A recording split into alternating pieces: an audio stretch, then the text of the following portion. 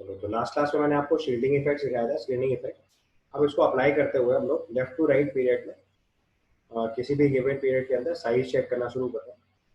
सबसे पहले लिखेंगे for S and P block element trends of atomic radii in a period, trends of atomic radius in a period for S and P block elements.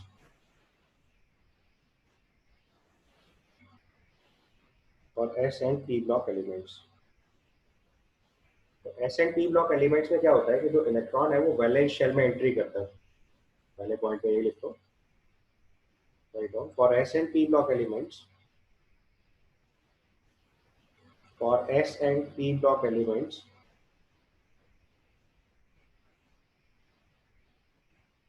electron enters, यही चीज़ मैंने आपको पहले ही लिखवा रखी है। For S and P block elements, electron enters in the valence shell. Electron enters in the valence shell. तो इसमें क्या होता है कि अगर हम लेफ्ट टू राइट मूव करते हैं तो इसको लिखो for S and P block elements. मैं आपको लास्ट क्लास में चीज़ हाईलाइट करा रखी थी। For S and P block elements electron enters in the valence shell. तो अगर आप left to right S and P block elements में मूव करेंगे तो जेड भी बढ़ रहा है और at the same time sigma भी बढ़ रहा है, बट इलेक्ट्रॉन चूंकि वैलेंस शेल में आ रहा है तो इनर शेल इलेक्ट्रॉन में कोई बहुत फर्क नहीं पड़ रहा है, इसलिए शील्डिंग बहुत सिग्निफिकेंटली चेंज नहीं होगी, इसलिए इफेक्ट न्यूक्लियर चार्ज का ही रहेगा। तो उसमें लिखो for S and P block elements while moving from left to right, while moving from left to right, z effective increases। क्यों z effective increases? क्योंकि z बढ़ रहा है और सिग्मा में कोई बहुत मेजर चेंज नहीं आ रहा है, तो इसलिए z effective increases। तो उसका क्या मतलब होगा? hence size decreases, hence size decreases। ठीक है, तो अब जैसे हम लोग सेकेंड पीरियड की बात करें तो lithium, beryllium, boron, carbon, nitrogen, oxygen, fluorine. तो अगर हम लेफ्ट से राइट की तरफ जाते जा रहे हैं तो इसमें देखो सब में दो शेल्स हैं, बट न्यूक्लियर चार्ज बढ़ता जा रहा है तो साइज जो है वो डिक्रीज होता हुआ जाएगा। तो लिथियम का साइज सबसे बड़ा, फिर बेरिलियम, फिर बोरॉन, फिर कार्बन, फिर नाइट्रोजन, फिर ऑक्सीजन, फिर फ्लोरीन। तो size will be in this way. अगर हम लेफ्ट टू राइट में देखेंगे तो साइज डिक्रीज होते हुए जाएगा। सबसे बड़ा साइज लिथियम का, then beryllium, boron, carbon, nitrogen, oxygen, fluorine. अब इस लिस्ट में हम लोग इनर्ट गैसेस को इंक्लूड नहीं करते हैं क्योंकि आपको पता है इनर्ट गैस के लिए हमेशा वन टू वन रेडियस मेजर होगी, तो इनर्ट गैस का साइज हमेशा किसी भी ग्रुप में सबसे बड़ा होगा, तो उसमें ये चीज़ अप्लाई करने की जरूरत ही नहीं पड़ेगी क्योंकि वन टू वन रेडियस का साइज रिलेटिवली किसी भी रेडियस से कंपेयर करोगे तो हायर ही आएगा। ठीक है, तो एज पर रूल अगर हम लिख रहे हैं तो लिथियम से फ्लोरीन तक लिखना है। अगर इसी में इनर्ट गैस लिखना है तो वो चीज़ अलग से लिख लो नीचे नोट बना के। Size of inert gas is maximum in a period, size of inert gas is maximum in a period, size of inert gas is maximum in a period as its van der Waals radius measured, as its van der Waals radius is measured।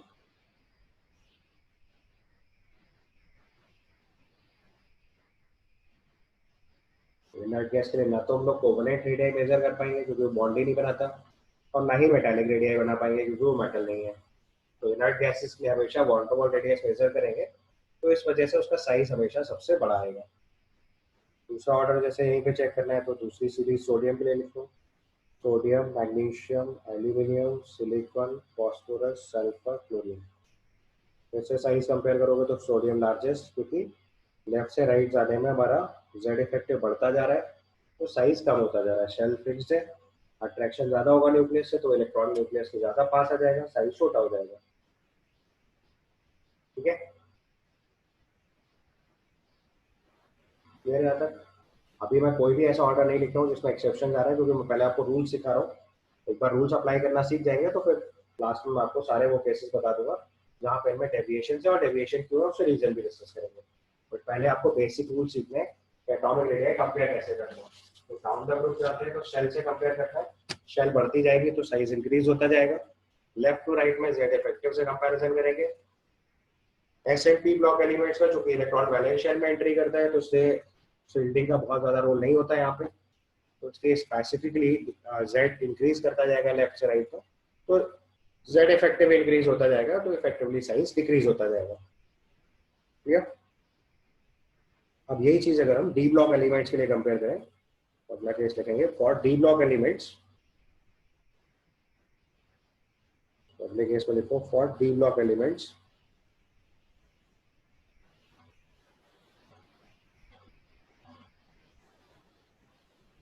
तो D block elements के लिए देखो यही चीज deal कर रहे हैं हम लोग। तो हम जैसे 3D वाली सीरीज लिख रहे हैं, scandium, titanium, vanadium, chromium, manganese, iron, cobalt, nickel, copper, zinc. ये अपनी डी सीरीज होगी।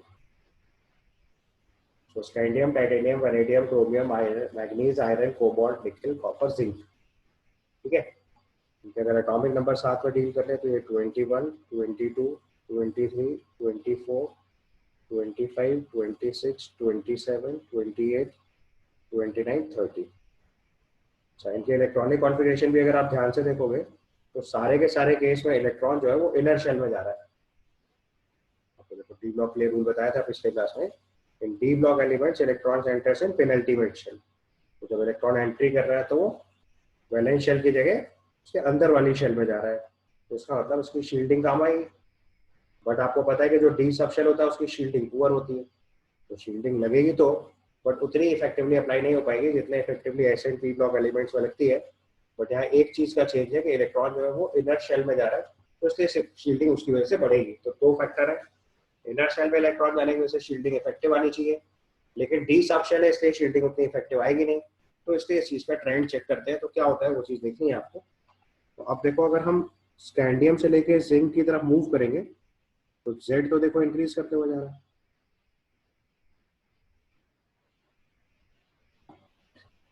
ठीक है? अब जगह कॉन्फ़िगरेशन की बात करेंगे तो यहाँ पे देखो कॉन्फ़िगरेशन होता है 4s2 3d1।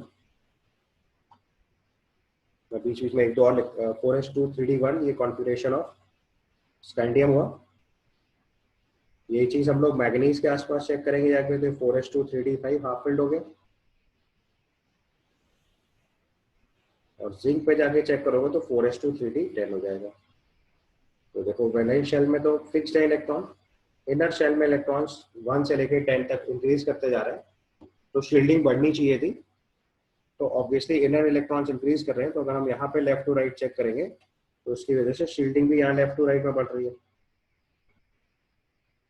सो इनर शेल इलेक्ट्रॉन जो है वो इंक्रीज कर रहे हैं, इसलिए शील्डिंग भी इंक्रीज करेंगे।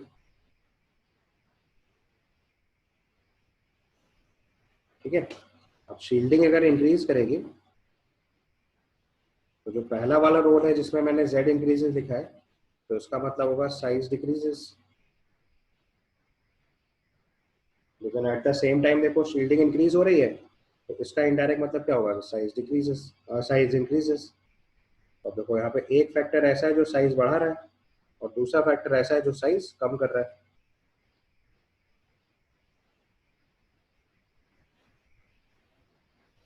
तो साइज डिक्रीजेस, और जो दूसरा फैक्टर है हमारे पास यहाँ पे वो आपके साइज को इंक्रीज करा रहा है।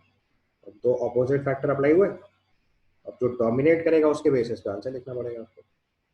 अब यही चीज यहाँ देखनी पड़ती है। तो वहाँ पे अगर शील्डिंग इंक्रीज कर रही है तो उसका मतलब साइज जो है वो इंक्रीज करना चाहिए।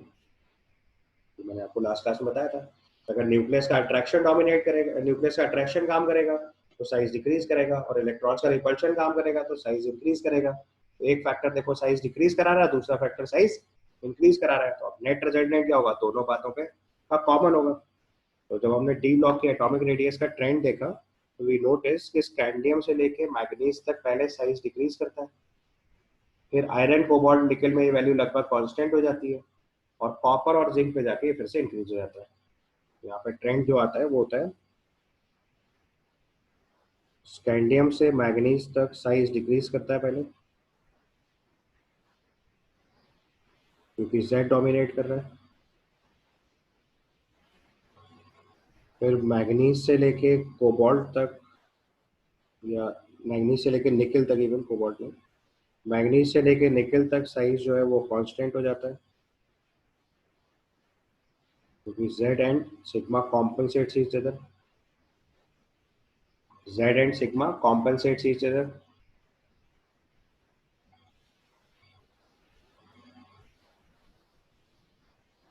Z and sigma compensates each other, तो दोनों का इफेक्ट जो है वो कैंसिल हो जा रहा है। और फिर कॉपर और जिंक के केस में साइज जो है वो इंक्रीज कर जाता है, क्योंकि सिग्मा डोमिनेट कर जा रहा है।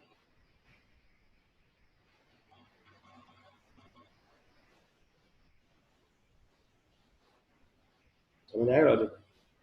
सर हाँ बेटा। सर ये कॉम्पनसेट मीन्स क्या होता है, मतलब एग्जैक्टली? कॉम्पनसेट का मतलब एक चीज से जितना बढ़ा दूसरे से उतना घट गया तो बराबर हो गया। कॉम्पनसेट कैसे करते हैं? कॉम्पनसेशन मतलब क्या होता है कि एक चीज जेड से जितना इंक्रीज हुआ सिग्मा से उतना डिक्रीज कर गया, नेट रिजल्ट में कोई चेंज नहीं आ रहा, तो साइज लगभग लगभग कांस्टेंट हो गया। Okay sir, thank you. Z की वजह से जितना साइज डिक्रीज हुआ सिग्मा की वजह से उतना ही साइज इंक्रीज हो गया, तो नेट रिजल्टेंट क्या दिखेगा हमें? No change in size. तो इसलिए जो साइज जो है वो ऑलमोस्ट कांस्टेंट हो गया। इसको हम लोग बोल सकते हैं कि जेड और सिग्मा ने एक दूसरे के साथ अपना इफेक्ट जो है कॉम्पनसेट कर लिया। ठीक है, तो इसलिए डी ब्लॉक एलिमेंट्स में जो साइज का ट्रेंड आता है वो क्या आता है? पहले साइज डिक्रीज करता है, फिर कांस्टेंट होता है, और फिर इंक्रीज कर देता है। सर अब तो देखो हम यहाँ लोगों पे ने जो अभी एटॉमिक क्वेश्चन रेडियस का पूछा। ट्रेंड आ रहा है, इससे आप मैंडलीफ की बात भी समझ सकते हो। आयरन कोबाल्ट और निकल के साइज लगभग बराबर आ जा रहे हैं, इसीलिए मैंडलीफ को समझ में नहीं आया, उसलिए उसने आयरन कोबाल्ट और निकल को एक ही ग्रुप में रख दिया था। तभी एज ग्रुप में तीन तीन एलिमेंट्स है। अगर आप मैंडलीव्स पीरियोडिक टेबल देखोगे तो यू नोटिस कि मैंडलीव्स ने आयरन कोबाल्ट और निकल को एक ही ग्रुप में रखा हुआ था, ग्रुप 8, क्योंकि इनकी प्रॉपर्टीज में वो डिफरेंशिएट कर ही नहीं पा रहे थे, क्योंकि साइज लगभग लगभग कांस्टेंट आ जा रहा था, जो कि अभी हम करंट ट्रेंड से आपको देख के बता पा रहे हैं। मैंडलीव की पीरियोडिक टेबल में सबसे बड़ी बात यही थी कि उसने कहीं पे भी डेटा को मैनुपुलेट नहीं करा, जो रिजल्ट आ रहा था उसने वही लिखा, जो उसको थॉट प्रोसेस समझ में आ रहा था वही आ रहा था, भले ही टेबल में ड्रॉबैक आ रहा था वो उसने कंसीडर करा। इसलिए मैंडलीव की इतनी वैल्यू है। उसने साइंस के साथ बहुत जस्टिस करी, अपने आप को डोमिनेट करने की कोशिश नहीं करी, जो उसको समझ आ रहा था वो लिखा, जो नहीं समझ आ रहा उसको स्किप किया, या वैसे ही लिखा जैसे होना चाहिए था। तो यहाँ से देखो आप मैंडलीव का प्रॉब्लम सॉल्व समझ सकते हो। आयरन कोबाल्ट और निकल का साइज लगभग कांस्टेंट आ रहा था, तब इतनी एडवांस टेक्नोलॉजीज नहीं थी कि हम एग्जैक्ट साइज कंपेयर कर पाते, बट अभी के रूल से आप देख सकते हो कि they are very much close in size, that means their properties are very close to each other. तो वहाँ डिस्क्रिमिनेट कर पाना मुश्किल था, इसलिए उसने उनको तीनों को एक ही ग्रुप में फिट कर दिया, बोला ये ग्रुप 8 है। अगर आप पीरियोडिक टेबल देखोगे तो ग्रुप 8 में तीन ग्रुप एक साथ इन्वॉल्व थे पहले। करेंट मॉडर्न पीरियोडिक टेबल ने उसको तीन अलग अलग ग्रुप्स में कन्वर्ट किया, but modern periodic table time एक ग्रुप 8 में तीन एलिमेंट एक साथ थे। वो इसी वजह से थे क्योंकि उसकी प्रॉपर्टी में बहुत ज्यादा डेविएशन था ही नहीं था। जो इफेक्ट जेड की वजह से आना चाहिए था वो सिग्मा की वजह से न्यूट्रलाइज हो जा रहा था। समझ आई टेक्निक? तो डी ब्लॉक एलिमेंट्स में पहले साइज डिक्रीज होता है, फिर कांस्टेंट होता है, फिर इंक्रीज हो जाता है। This is a routine trend.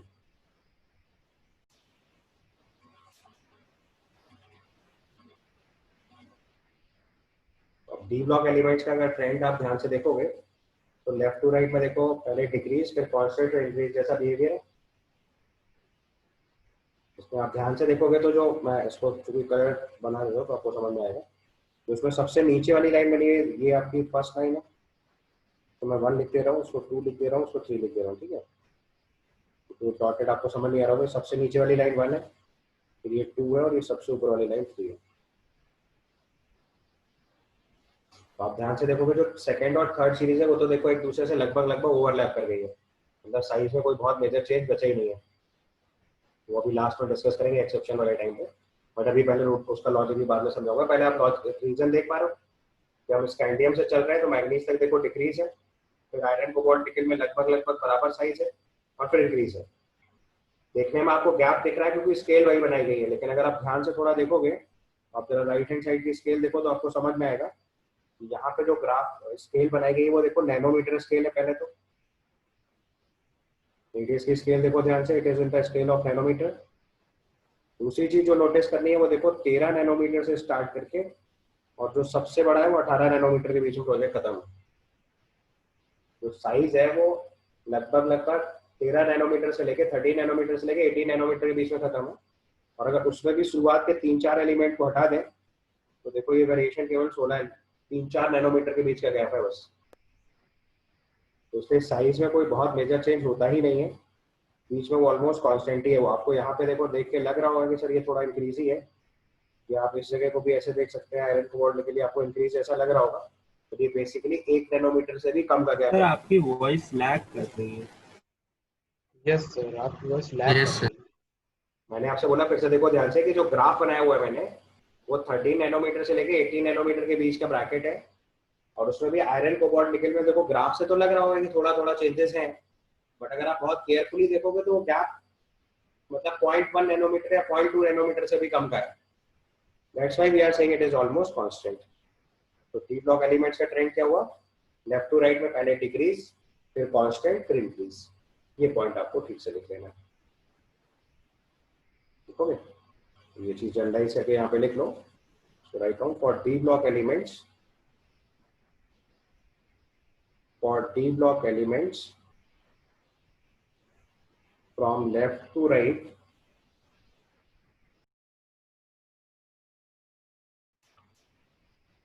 so write down for D sir block आपकी elements voice from lag left कर to रही right, है।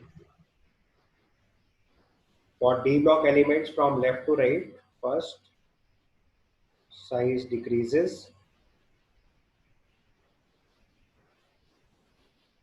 then it's constant, and finally increases.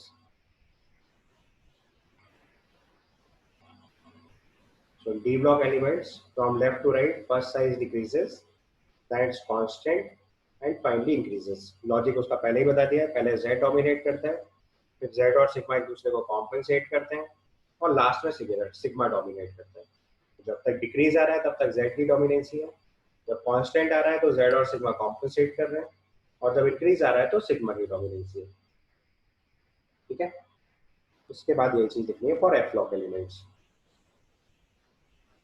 Next case में लिखेंगे for F block elements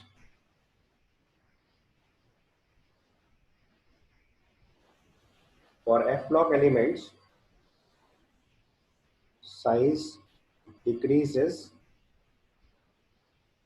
from left to right. Sir आपकी voice बहुत lag कर रही है। So I said for F block elements, size decreases from left to right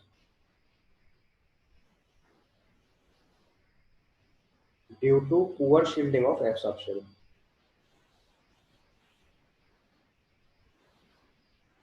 In F block elements, size decreases from left to right due to poor shielding of F subshell.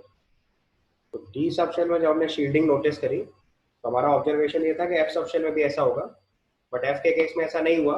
F के case में shielding effective हो ही नहीं पाई, तो continuous decrease in size आता है। तो S and T block में भी डिक्रीज आता है, F ब्लॉक में भी डिक्रीज आता है, केवल D ब्लॉक में डिफरेंट वेरिएशन है। तो पहले वो डिक्रीज होता है, फिर कांस्टेंट होता है, फिर इंक्रीज होता है। तो F ब्लॉक का भी रूल लास्ट में लिख लेना है। For F block element size decreases from left to right due to poor shielding of F subshell. यहाँ इंपॉर्टेंट है पुअर शील्डिंग, मतलब F सबशेल में भी इलेक्ट्रॉन n-2 में जा रहा था, F सबशेल में भी इलेक्ट्रॉन कहाँ जा रहा था, अल्टीमेट शेल में। तो इफेक्टिवली इसकी शील्डिंग बहुत अच्छी आनी चाहिए थी, बट उतनी शील्डिंग आ नहीं पाती है। तो यहाँ पे शील्डिंग पुअर हो जाती है, इस वजह से कॉन्टिन्यूअस डिक्रीज इन साइज आता है। ठीक है, F सबशेल में भी इलेक्ट्रॉन n-2 शेल में जा रहा था, जिसकी वजह से शील्डिंग सिग्निफिकेंट आनी चाहिए थी, बट शील्डिंग आ नहीं पा रही थी, मतलब शील्डिंग यहाँ पे इफेक्टिव हो ही नहीं पाई, इसलिए कॉन्टिन्यूअस डिक्रीज इन साइज आया।